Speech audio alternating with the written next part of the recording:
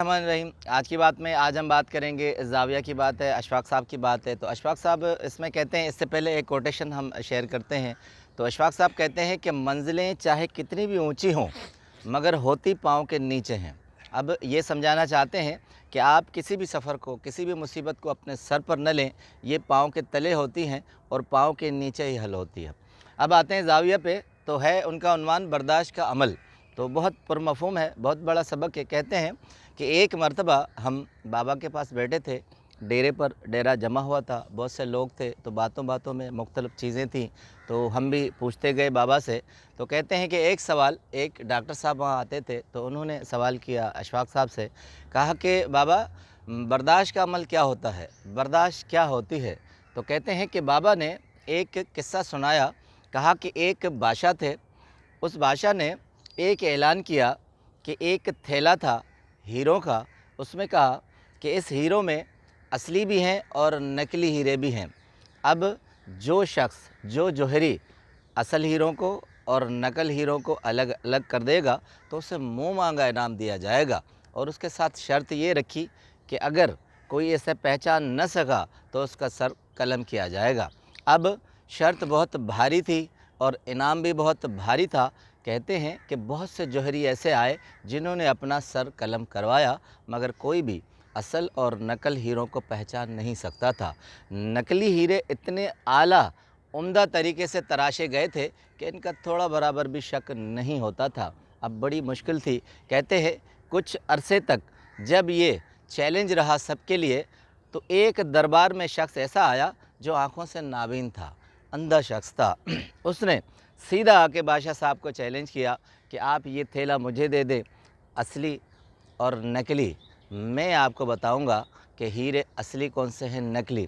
अब बादशाह सलामत बहुत हैरान हुए और उनका तमस्कर उड़ाया कि आँखों वाले न कर सके हैं, तुम तो बग़ैर आँखों वाले हैं, तुम किस तरह इनको पहचान सकोगे? और उसे ये भी बताया कि तुम्हें पता है इसकी शर्त क्या है, इनाम तो मुँह मांगा है, न करने की सूरत में सर कलम कर दिया जाएगा। तो अंधे शख्स ने कहा, नाबीना शख्स ने कहा कि मुझे मालूम है अगर मैं ये शर्त पूरी न कर सका तो मैं अपना सर दे दूँगा। तो अब दरबार में जितने भी दरबारी थे सब हैरान हो गए कि ये किस तरह का मामला है। जौहरी, बड़े बड़े जौहरी आँखों वाले पहचान न सके थे। अंधे ने थैला उठाया और दरबार से निकल गया। अब दरबार के अहाते में ही उसे 1 घंटा दिया गया था। अब कहते हैं कि आधे घंटे के बाद अंधा फिर लड़कता हुआ दरबार में दाखिल हुआ और उसने असली हीरे अलग कर दिए और नकली हीरे अलग कर दिए। अब दरबार में सन्नाटा।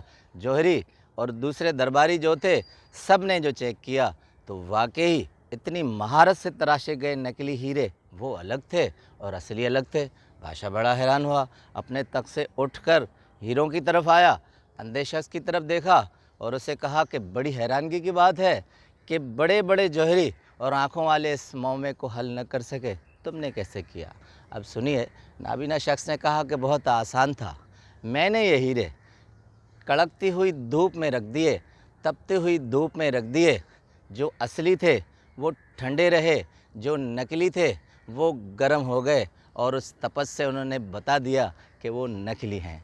अब कहते हैं इशफाक साहब कि उस वक्त तो बादशाह ने उसे इनाम देकर रुखसत कर दिया, मगर मैंने अपनी ज़ात अना को रुखसत कर दिया और मैं समझ गया कि असली हीरा क्या होता है। बाबा ने कहा असली हीरा वो होता है जो कितनी भी शदीद धूप आए, कड़कती हुई धूप आए, वो गर्म ना हो, तेज़ ना हो। और नकली हीरा वो होता है जो हल्की सी धूप लगे और तप जाए, गर्म हो जाए। अब बाबा से कहते हैं, मैंने एक सवाल किया कि बाबा हम कब तक बर्दाश्त करते हैं, लोगों के ताने सुनते रहें, तलखियाँ सुनते रहें और बातें सुनते रहें? तो बाबा ने उंगली उठाकर कहा कि जब तक तुम हीरा नहीं बन जाते, लोगों की बातें सुनकर भी ठंडे नहीं हो जाते।